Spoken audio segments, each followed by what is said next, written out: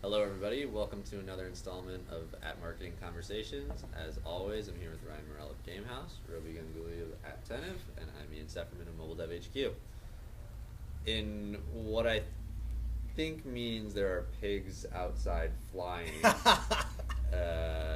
let's talk about Kim Kardashian on this segment. So Kim has released, Glue Mobile has released a game for Kim Kardashian. And it appears to be doing gangbuster business.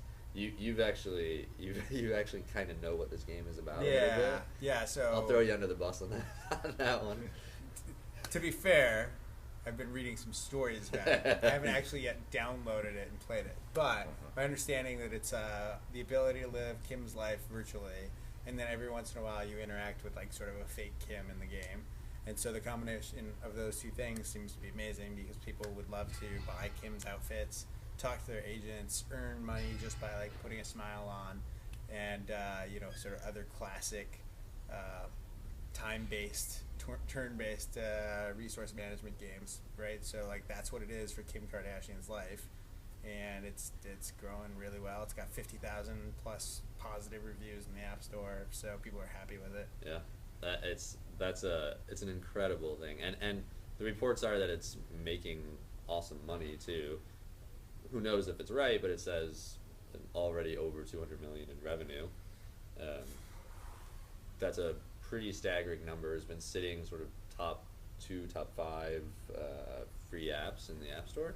Yeah. What's your thoughts on this? I think it's really interesting because there was a time in the mobile game industry where like the only way to make money, the only way to make revenue was to have have licensed content, right? So you had to go out and license movies and TV shows and stars and whatever to slap their name on it so that people would recognize the title and they'd buy it, right?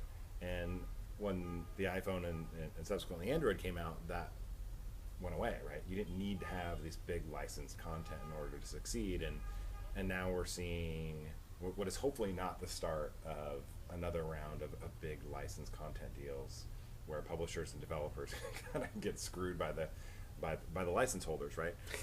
So that means we're pretty much definitely going to see it around. Yeah, for sure.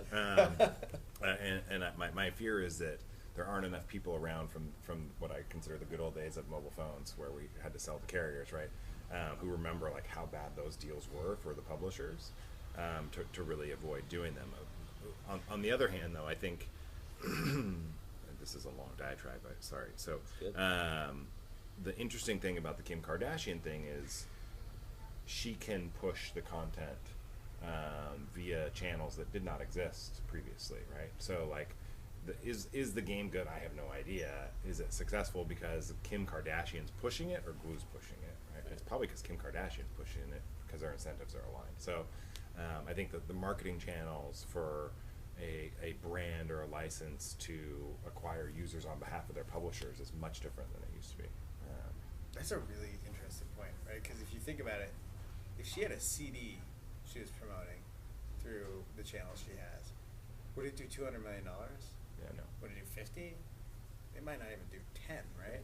But she's promoting a game with in-app purchases, this experience, and boom, revenue out the wazoo. Mm-hmm. Wow. Yeah, and think about all the different places she can do it, right? Like Twitter, Facebook, Instagram, whatever, and those are one click to download effectively, right? So like push this button, go to the App Store or Google Play Store and download this game. There's no friction there. Versus where like a CD, for example, maybe they promoted on the Kardashian TV show, and then it's like, well, now what do I do, right? Right. So it's interesting. So if you're a marketer of a publisher at a publishing company, what would you be doing? What would you be thinking about now? I mean, I think for me, it's a drum I keep beating, right? Like the value of audience continues to increase, and so this seems like Kim Kardashian's audience is hugely loyal, super engaged. There's a meaningful percentage of them who want a deeper experience, like a connection to her. And so that seems like every app marketer, every publisher should continue to be thinking about ways in which they're going to upgrade the level of their engagement with their audience. How are they going to get those people more sort of personally connected to them. And the more that they do that, the more they have the likelihood of using, the tools at their disposal on a regular basis to make more money. And it doesn't just mean huge licensing deals, spending millions of dollars on Kim Kardashian. It also means that they're characters that they've created. Like, if I'm Nintendo, I'm looking at this and saying, I bet you Super Mario is more famous than Kim Kardashian, right? Like, he probably is if you create him as a character and take advantage of the audience and the fan base. Yep. Yeah. So, You agree? Yeah, I agree, and I think maybe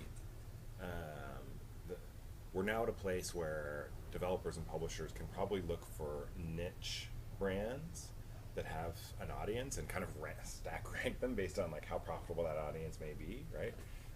So you can see, I'll use what's the trading card? Magic the Gathering as an example. I mean, that's a pretty big brand, but